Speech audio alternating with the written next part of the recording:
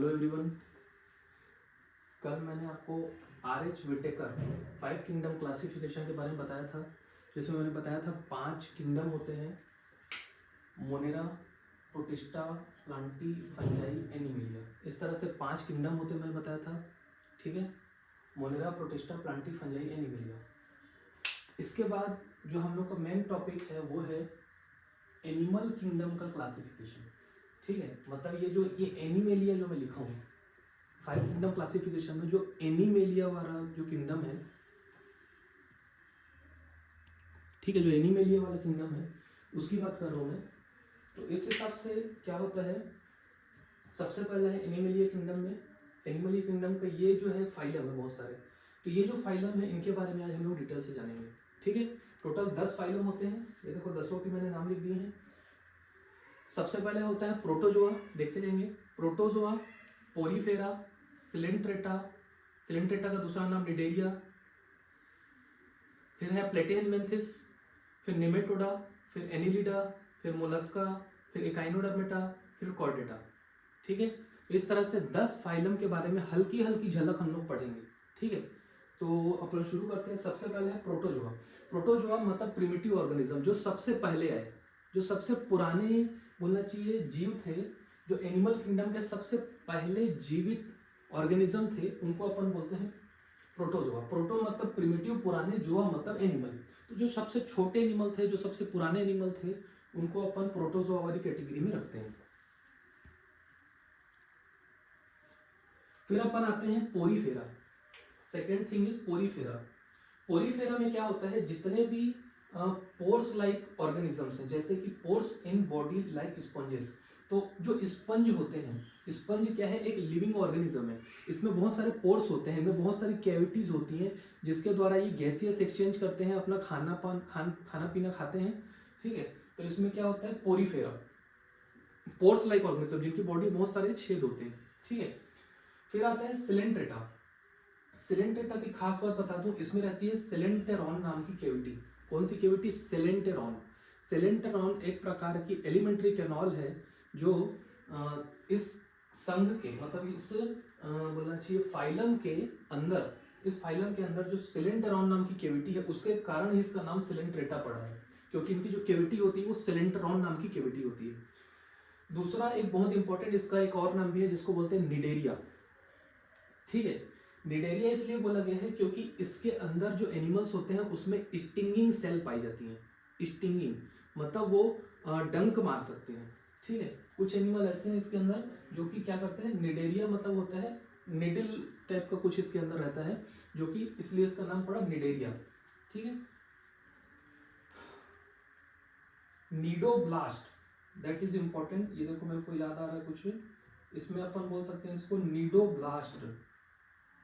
ठीक है,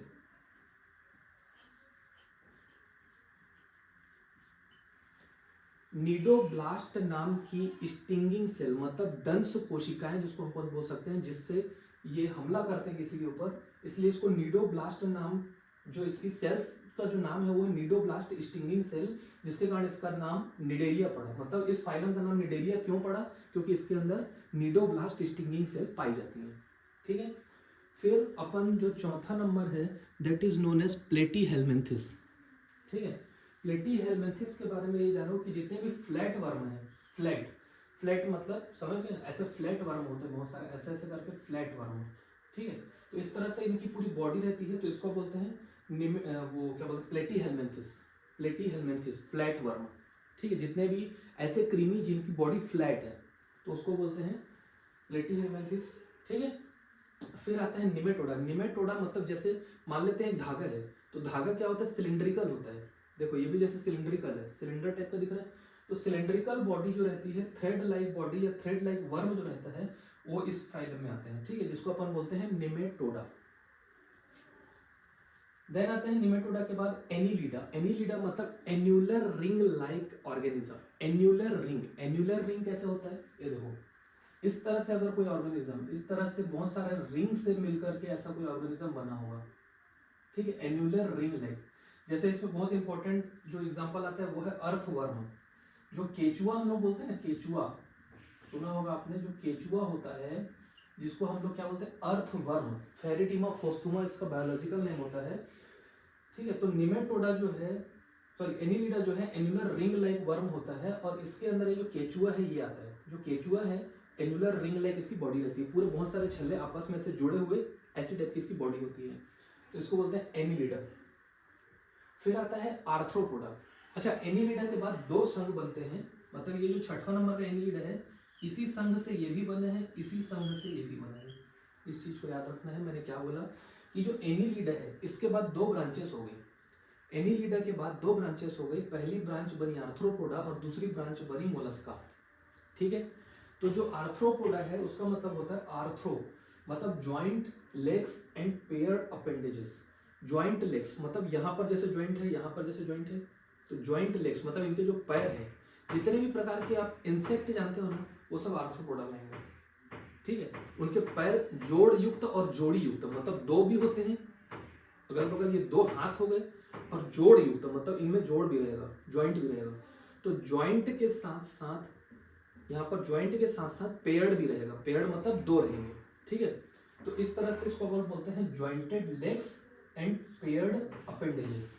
क्या बोला मैंने? Jointed legs and paired appendages. Then आता है मोस्ट इंपोर्टेंट मोलस्का। मोलस्का का मतलब होता है सॉफ्ट बॉडी, जिसकी बॉडी सॉफ्ट है, तो अगर सॉफ्ट है तो उसके मरने का खतरा ज्यादा रहेगा, तो वो शेल्ड रहेगी, उसके ऊपर एक शेल का कवरिंग रहेगा, that is known as mollusca. ठीक है, फिर आता है इकाइनोडर्मेटा। इकाइनोडर्मेटा, अच्छा मोलस्का में आप एग्जांपल ले सकते हो जैसे टॉर्टोइस।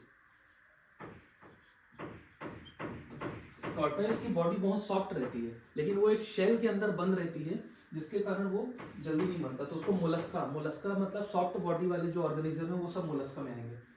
फिर आते हैं इकाइनोडर्मेटा। इकाइनोडर्मेटा में क्या होता है, इसकी जो स्किन है, इकाइनो मतलब होता है स्पाइनी, डर्मेटा मतलब होता है स्किन। स्पाइनी स्किन मतलब जिसकी जो त्वचा है वो पूरी कांटेदार रहती है। ठीक है, जैसे इसमें आप सबसे बेस्ट एग्जांपल याद रख सकते हो, स्टार फिश। जो स्टार फिश होती है वो इकाइनोडर्मेटा में आती है। ठीक है, स्टार फिश को अपन इकाइनोडर्मेटा में रखते हैं। देन आता है कॉर्डेटा। कॉर्डेटा की खास बात मैं बता दूं, कॉर्डेटा में एक नोटोकॉर्ड प्रेजेंट होता है। इस नोटोकॉर्ड प्रेजेंट होने के कारण ही इस फाइलम का नाम कॉर्डेटा पड़ा। मतलब जितने भी हम लोग ऑर्गेनिजम्स हैं, मतलब इंसान जो हैं, वो सब कॉर्डेटा में ही आते हैं। ठीक है, कॉर्डेटा को भी फिर और डिवाइड किया गया। फिलहाल हम यहीं तक रखते हैं इस क्लास को। Thank you so much for watching this video. Thanks a lot.